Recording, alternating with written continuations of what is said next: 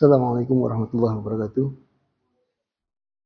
Alhamdulillah nahmaduhu wa nasta'inuhu wa nastaghfiruh wa na'udzu billahi min syururi anfusina wa min sayyiati a'malina wa may yahdihillahu fala mudilla lahu wa may yudlil fala hadiya lahu. Asyhadu an la ilaha illallah wahdahu la syarika lah wa asyhadu anna Muhammadan abduhu wa rasuluhu la nabiyya ba'dahu. Allahumma shalli ala Muhammad wa ala alihi wa sahbihi wa mawalah. Wa ba'd. Bapak-bapak jamaah salat maghrib yang dimuliakan Allah, kembali kita lanjutkan pembahasan kitab Sirah Nabawiyah, buah karya Syekh Safiyur Rahman Al-Mubarakfuri. Kita sudah pada bab mengenai kekuasaan di masa sebelum Rasulullah diutus. Bagaimana kondisi kekuasaan atau imarah di kalangan bangsa Arab sebelum Rasulullah diutus. Jadi kemarin kita sudah jelaskan bagaimana Arab sebelum Rasulullah diutus itu terdiri dari tiga kaum. Yang pertama itu Arab Ta'idah, yang ini kaum Arab yang terdahulu seperti kaum Ad, Samud, ya, dan lain-lain. Nah, kemudian yang ini sudah tidak ada lagi ketika masa-masa mendekati kenabian Rasul, ya. Atau sudah tidak berpengaruh lagi di Arab. Kemudian yang berpengaruh ada dua, yaitu Arab Aribah dan Arab Adnaniyah. Arab Aribah ini dari munculnya atau dimulai dari Yaman. Nah, nanti kalau kita bisa lihat bahwa di Yaman ini dulu sebelumnya ada banyak kemunculan kabilah-kabilah atau kerajaan-kerajaan, ya, di Yaman ini. Yang terkenal itu yang biasa kita dengar adalah kaum Saba. Ya, ini yang kemudian nanti ratunya pernah kemudian bersinggungan dengan Nabi Sulaiman. Nah, kemudian satu lagi yaitu Arab Adnaniyah atau Musta'rabah. Ini keturunan dari Nabi Ismail. Ya, Nabi Ismail yang nanti akan kita bahas lagi di bab ini, akan kita bahas lagi bagaimana kedudukan Nabi Ismail, bagaimana kedudukan Arab Aribah ini. Nah, kita bisa ketahui dulu kondisi Arab itu tidak hanya di semenanjung Arab. Memang semenanjung Arab ini adalah posisi yang memang kaum Arab yang ada.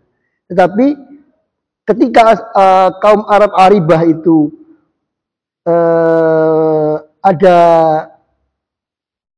persengketaan, kemudian ada satu kaum yang kemudian terusir dan kemudian mereka menyebar kemana-mana sampai nanti dari Yaman itu mereka terusir bisa sampai ke Makkah, bisa tersebar kemana-mana, ke Mekah, Madinah, kemudian ke Irak, maksudnya kalau pada saat itu namanya bukan Irak ya, masih di wilayahnya itu wilayah Persia, ya. Kemudian terbagi lagi sampai ke Syam, ya. Mereka terpecah-pecah sampai ke mana-mana. Nah, mereka inilah yang nanti akan membentuk bangsa Arab. Ya, mereka inilah yang membentuk bangsa Arab. Nah, ketika terbentuklah bangsa Arab ini, maka kita bisa golongkan menjadi tiga golongan yang besar. Yang pertama itu mulai dasarnya dulu, yaitu di Yaman. Yaman ini sebenarnya dimulai dari 650 sebelum Masehi, ya. Mereka pada saat itu biasa dikenal dengan Maghribus Saba, ya, Maghribus Saba. Mereka ini gelarnya Maghribus Saba. Mereka ini ibu kotanya di Sarawah. Nah, nanti pada zaman ini nanti terkenal kita bisa, dan itu nanti dilukiskan dalam Al-Quran ya, itu tentang bendungan Ma'rib, ya, bendungan Ma'rib. Nah, ketika nanti itu Ma'ribus Saba itu kemudian nanti berkembang sampai kemudian Ma'ribus Saba itu berubah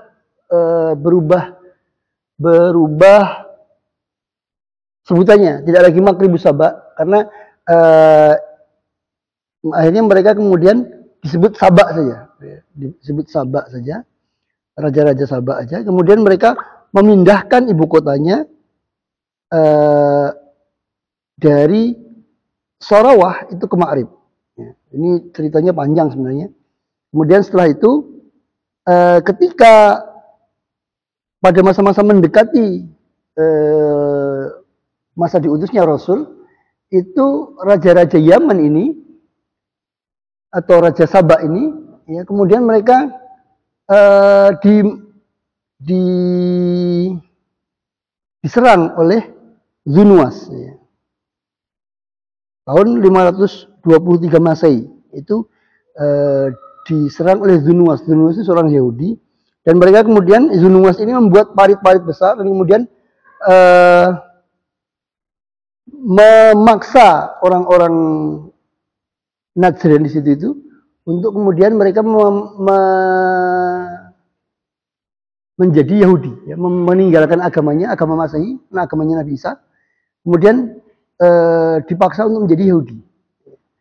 Kalau tidak mau, mereka kemudian dimasukkan di dalam parit-parit besar dan kemudian dibakar. Ini dicatat dalam Al-Quran, di dalam Quran surat Al-Buruj. Ya. Nah, setelah kondisi ini, setelah kondisi Zunuwas itu membakar orang-orang Nasrani ini, kemudian orang-orang Nasrani yang ada di Habasyah, ya, itu ingin membalas dendam. Ya, bukan membalas dendam, tapi maksudnya membalaskan penyiksaan itu, dan kemudian mereka dibantu dengan orang-orang Habasyah itu menyerang Zunuwas. Ya, kemudian Zunuwas itu kalah, yang mengalahkan Aryat. Aryat ini adalah seorang Nasrani. Nah, tetapi nanti Aryat ini punya panglima perang namanya Abroha. Nah, ketika sudah menguasai Yaman, menguasai Sabah atau Yaman, maka atau Habash atau wilayah Yaman ini, maka kemudian Abroha itu mengkhianati Aryat. Ya, dia kemudian membunuh Aryat dan kemudian menjadi raja di Yaman. Nah, ini yang terjadi. Nah, kemudian nanti kita pahami bahwa kemudian Abroha ini iri kepada, bukan iri ya, menginginkan supaya orang-orang Arab itu hajinya tidak ke Mekah, tetapi ke Yaman. Maka dia membuat gereja yang besar. Tapi akhirnya nggak bisa, tidak bisa, ya, tidak ada yang mau, orang-orang Arab tidak mau. Akhirnya Abroha menginginkan untuk menghancurkan Ka'bah, yang kemudian terjadi perang gajah yang diabadikan dalam Al-Quran dalam surat Al-Fil. Nah, ini kejadian yang terjadi dari bangsa Yaman. Nah, kemudian di Yaman ini yang aslinya, dia posisinya kalau di semenanjung Arab itu di bagian timur. Dia ada di bagian timur, dia agak di bawah. Yaman itu agak di bawah bagian timur. Nah, kemudian yang kedua itu adalah Hirah. Hirah itu wilayahnya yang sekarang Irak. Ya. Salah satunya adalah Irak. Kaum Arab itu yang tadi orang-orang Yaman tadi, Arab Aribah itu, mereka terusir, ada yang atau berkelana sampai ke wilayah Persia. Ya, sebenarnya belum Persia ya, di wilayah Irak itu yang sekarang. Nah, dulunya wilayah ini itu dikuasai bangsa Persia. Tetapi karena datangnya orang-orang Arab ini, maka mereka kemudian bercampur, dan kemudian akhirnya nanti ujungnya ya sebelumnya banyak raja-raja Arab di situ, banyak raja-raja Persia di situ. Ujungnya nanti kemudian bangsa-bangsa Arab ini kemudian menjadi raja setelah bercampur dengan orang-orang Persia, kemudian menjadi raja di Hirah. Tetapi sebenarnya kerajaannya ini itu tidak kerajaan yang murni kekuasaannya berada pada tangan si raja. Tetapi mereka itu tunduk pada kekuatan Persia. Mereka ini menjadi kaki tangan Persia untuk menguasai wilayah Hirah. Kerajaannya namanya Hirah. Nah, banyak kejadian di situ, ya. Mereka ada masing-masing itu terjadi pergantian kepemimpinan, ya. Sampai kemudian yang menarik itu adalah yang nanti akan berpengaruh pada Rasulullah itu setelah Iyas, Kisra Persia yang mengangkat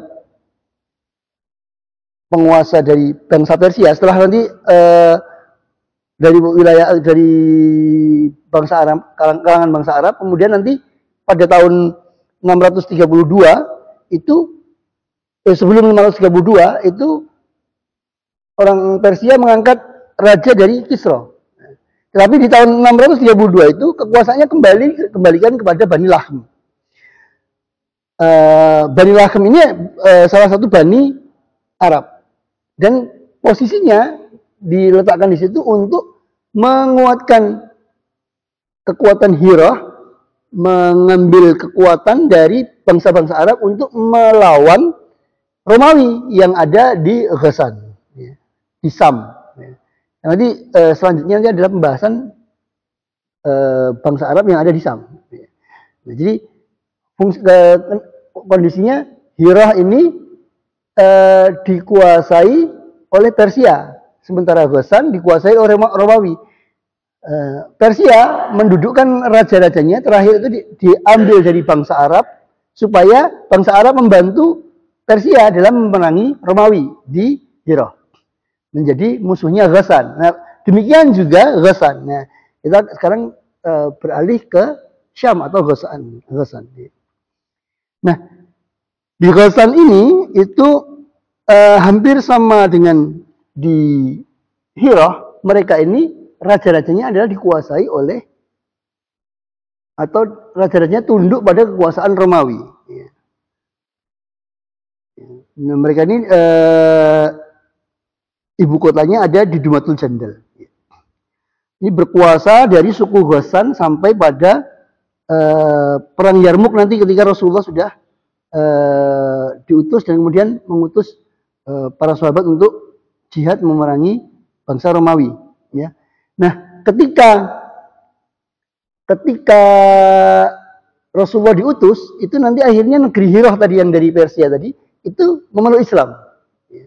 Pada masa Umar bin Khattab, ya. Pada masa Khalid bin Walid, ya. Jadi Khalid bin Walid yang menundukkan Hirah, ya. Nah, sementara Ghassan itu nanti mulai ditundukkan ketika perang Yarmuk. Setelah perang Yarmuk, setelah perang Yarmuk sama-sama mundur. Kemudian nanti setelah itu kaum muslimin kembali menyerang wilayah Ghassan dan kemudian menaklukkan Ghassan. Ini cerita kekuatan imarah di wilayah utara dan wilayah tadi Yaman tadi sebelah timur. Nah, yang sekarang kita bahas kemudian adalah yang di sebelah barat. Nah, yang di sebelah barat itu dikenal sebagai Hijaz. Nah, Hijaz ini dari awal, dari mulai munculnya Hijaz itu kepemimpinan ada di tangan Nabi Ismail. Karena Nabi Ismail itu yang memulai adanya Hijaz. Adanya Makkah. Ya, dari mulai Nabi Ibrahim diutus untuk membawa Siti Hajar dan Nabi Ismail untuk pergi ke wilayah Makkah. Kemudian ditinggalkan, kemudian mendapatkan air Zam-Zam, kemudian dari situlah menjadi Wadi Zamzam. Wadi Zamzam ini kemudian banyak menjadi persinggahan dan kemudian menjadi kota, menjadi desa ya, menjadi desa. Nah, maka karena kemudian Nabi Ibrahim kemudian datang lagi membangun Ka'bah, membangun Baitullah, maka kemudian banyak orang-orang Arab yang dari Yaman tadi, terutama dari suku-suku Aribah tadi yang terusir dari Yaman. Nah, mereka kemudian bertempat tinggal di Mekah dan kemudian bersatu dengan Nabi Ismail. Ya.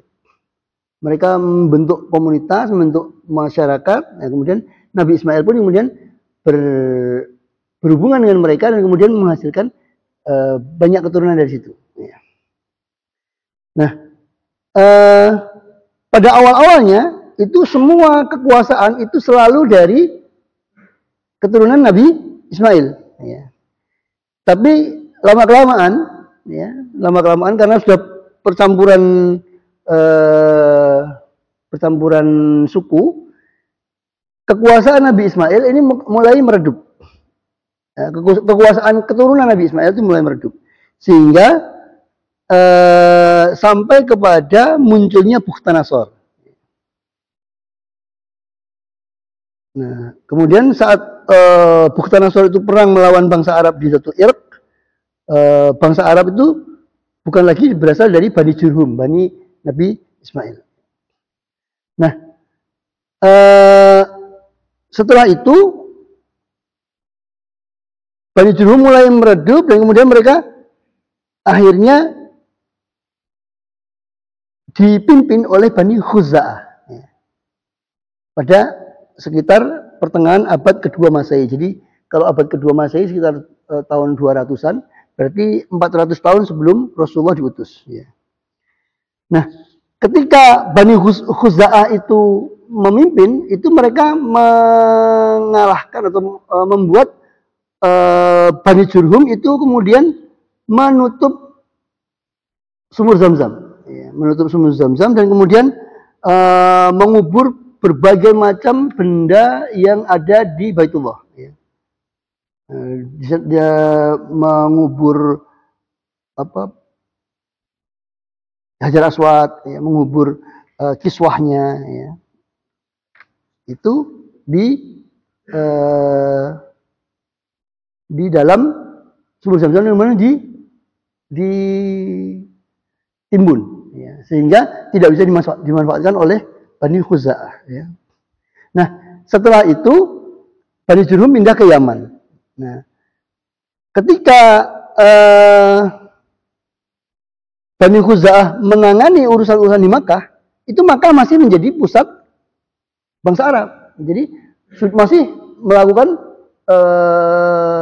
haji, ya, masih dikunjungi oleh bangsa-bangsa Arab. Ya. Maka kemudian Bani Khuza'ah itu yang menguasai kota Makkah dan mengatur urusan di Makkah. Tetapi selain dari Bani Khuza'ah, ya, itu masih ada bani-bani yang lain. Ya.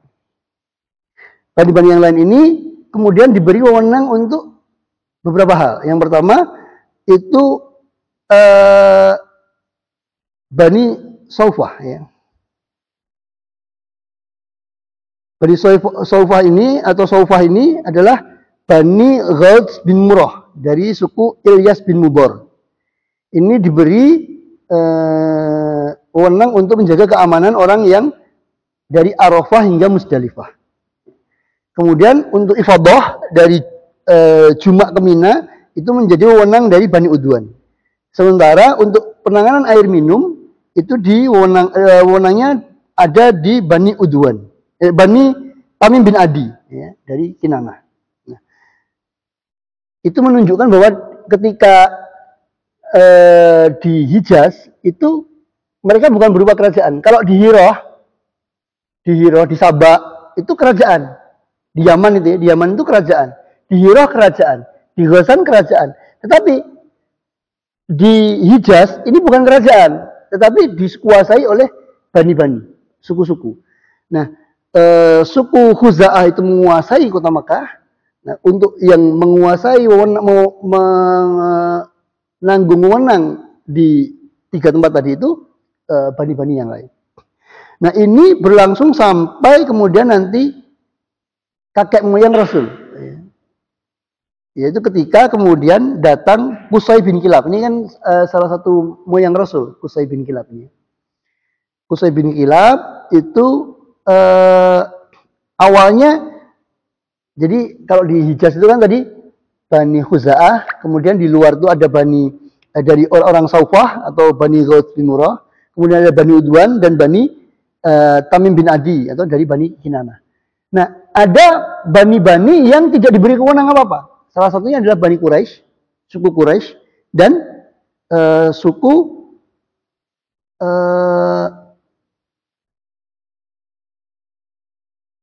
dari suku-suku Quraisy itu tidak diberi wewenang sama sekali. Ya. Yang diberi wewenang hanya Bani Tamim bin Adi dari Bani Kinanah. Selain Bani Tamim bin Adi selain itu Bani Kinanah nggak diberi wewenang. Nah, ketika datang Qusay bin Kilab ini kemudian nanti menikahi anak dari kepala suku dari Khuza'ah. Kemudian setelah menikahi Hulail bin Hubsyah, ya, ini kepala suku dari Bani Kinanah, itu kemudian setelah itu dia nanti akhirnya diangkat menjadi pemimpin Bani Khuza'ah.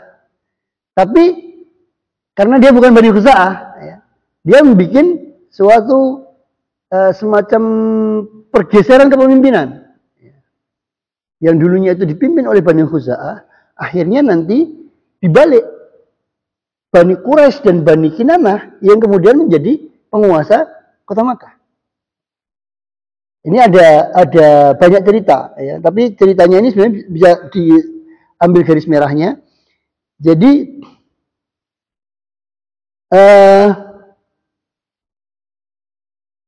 setelah Qusay ini menikahi putri Hulail, ya, putrinya Hulail, itu merasa Qusay ini yang telah mengembangkan Makkah menjadi makin maju, sehingga ketika kemudian Hulail meninggal, maka Qusay merasa berhak. Nah, untuk dia supaya berkuasa di Makkah dengan kekuasaan yang penuh, yang kuat, sementara di Bani Khuza'ah itu dia bukan keturunan Bani Khuza'ah, dia hanya mantu, dia hanya menantu dari Hulail, maka dia menggandeng suku Quraisy dan Bani Quraisy dan suku Kinanah, Bani Kinanah, untuk kemudian mendukung kekuatannya dan kemudian menyingkirkan Bani Khuza'ah. Nah, tapi ada kemudian riwayat yang lain mengatakan bahwa Hulail itu sebelum meninggal memberikan wasiat kepada Qusay bin Kilab. Cerita yang ketiga lagi adalah sebenarnya Hulail itu sudah menunjuk Huba. Huba itu adiknya yang diperistri oleh Qusay. Ya. Tetapi kemudian setelah banyak ini salah satunya adalah dengan membeli kepemimpinan Mekah itu dengan memberi minuman keras kepada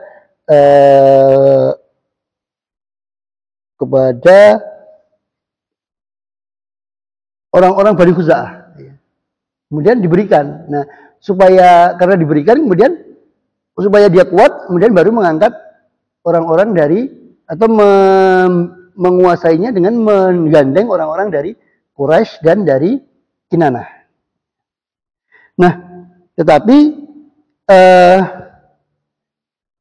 akhirnya nanti ujung-ujungnya adalah bahwa suku Quraisy ini dan suku Kinanah inilah yang menguasai. Nah, kemudian dari Qusay ini kemudian kepemimpinan Mekah itu diberikan kepada anaknya, yaitu dari Hasyim, diberikan kepada Hasyim.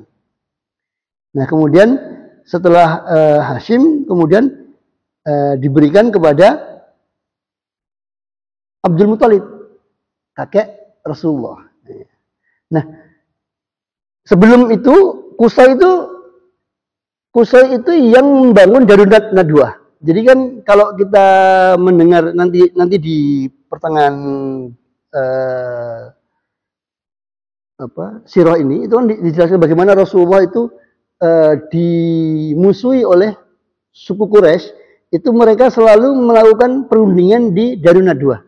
Darun Nadwa itu menjadi suatu tempat yang penting bagi suku Quraisy di Makkah untuk membicarakan hal yang penting. Nah, ini yang membangun adalah Qusay ini. Nah, Qusay juga mengumpulkan membuat batas-batas. Ini wilayahnya suku Kinanah. Ini wilayahnya Bani Tamim. Ini wilayahnya Bani Khuza'ah. Ini wilayahnya Bani Quraisy. Itu yang mulai memisah-misah itu adalah dari Qusay. Ya. Dulunya bercampur baur. Nah, inilah yang kemudian dilanjutkan kepada Abdul Manaf, ya. Kemudian kepada Hashim, ya. Hashim bin Abdul Manaf, kemudian diberikan lagi kepada Abdul Muthalib. Yang nanti ujungnya terakhir dari Bani Quraisy sebelum Rasulullah melakukan Fatu Makkah, ya, sebelum Fatu Makkah itu yang menguasai Makkah itu Abbas bin Abdul Muthalib. Jadi masih keturunan dari Abdul Muthalib. Sebelumnya kan kepada Abu Thalib. Abu Thalib meninggal, yang melanjutkan itu adalah Abbas. Nah, ini kondisi yang ada di Hijaz. Di Hijaz seperti itu. Nah, inilah yang menjadi latar belakang bagaimana Rasulullah nanti diutus. Nah, tapi ada satu lagi sebenarnya yang nanti akan kita bicarakan sebelum kita membicarakan bagaimana Rasulullah mulai diutus pertama kali, yaitu agama bangsa Arab. Nah, ini menarik karena nanti kita akan banyak hal yang akan berpengaruh sekali pada ketika Rasulullah diutus. Ya. Salah satunya ini tadi. Nah, Rasulullah itu ketika diutus itu dengan kondisi bangsa Arab yang seperti ini, kekuasaan imarahnya ada seperti ini. Maka pada zaman Rasulullah diutus itu pasti akan selalu berpengaruh, perkara-perkara ini berpengaruh. Misalnya contohnya adalah ketika Romawi dan Persia berperang. Para sahabat bertanya, kasak kusuk, siapa nanti yang menang, siapa yang menang? Para sahabat nanti kemudian menginginkan Romawi yang menang. Sampai kemudian turun ayat Ghulibatur Rum, gitu. Surat Ar-Rum. Ya. Kenapa kok seperti itu? Kenapa kok pada masa itu kok mereka memikirkan perang antara Romawi dan Persia? Ya karena akan berpengaruh sekali terhadap Mekah. Kenapa? Karena orang-orang Mekah berdagangnya itu ke Syam. Ke Syam itu di situ ada Hiro dan Ghasan. Dia berdagangnya ke Hiro juga ke Ghasan. Ya, jadi kalau mau berdagang barang-barang yang tembikar segala macam, dia ke Hiro. Tapi kalau barang-barang yang kain segala macam, dia ke Ghasan. Mereka harus berpengaruh sehingga ketika terjadi perseteruan itu berpengaruh kepada Makkah. Maka kemudian para sahabat itu memikirkan tentang hal itu. Bagaimana? Kenapa kok para sahabat itu ketika diboikot atau ketika disiksa, mereka minta himayahnya ke Habasyah. Karena ternyata mereka masih punya ada sambung kekerabatan. Di Yaman itu dulu adalah bangsa Arab Aribah yang sampai ke Habasyah itu. Ya, maka kemudian diutuslah minta pertolongannya ke sana. Sehingga ini masih ada satu jalur keturunan. Dan mereka adalah orang-orang Nasrani yang masih ada hubungan dengan agama Samawi, sama agama Samawi.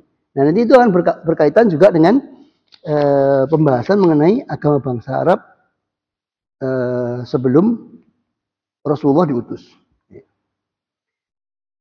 Ini mungkin yang bisa kami jelaskan yang dari kitab Sirah Nabawiyah Syekh Safiyur Rahman Al-Mubarakfuri ini. Sebenarnya banyak cerita yang saya lewatkan karena kalau kita baca satu persatu atau kita jelaskan satu persatu ini akan panjang sekali.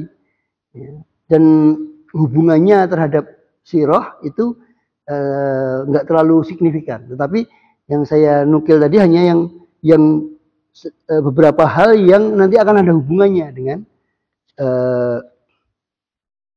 bagaimana dakwah Rasulullah di Makkah. Bagi teman-teman atau bapak-bapak atau saudara-saudara yang lain yang menginginkan untuk mempelajarinya, ini sebenarnya sudah cukup ringkas penjelasan dalam kitab Sirah Nabawiyah karangan Syekh Muhammad Syekh Safiyur Rahman Al-Mubarakfuri ini sudah cukup ringkas, berbeda dengan penjelasan dari Sirah Ibn atau sirah-sirah yang lain lebih panjang dari ini mengenai sejarah tentang sebelum diutusnya Rasul. Ini sudah sangat ringkas dan cukup untuk menjadi bekal ketika kita nanti mempelajari Sirah Nabawiyah dari mulai Rasul sebelum Rasulullah detik-detik sebelum Rasulullah diutus sampai kemudian Rasul diutus sampai kemudian Rasulullah wafat. Itu kita bisa pelajari. Bahkan sampai nanti Khulafaur Rasyidin itu kita bisa pelajari dari apa yang disampaikan dalam kitab. Mungkin demikian yang dapat kami sampaikan. Bila itu hidayah. Assalamualaikum.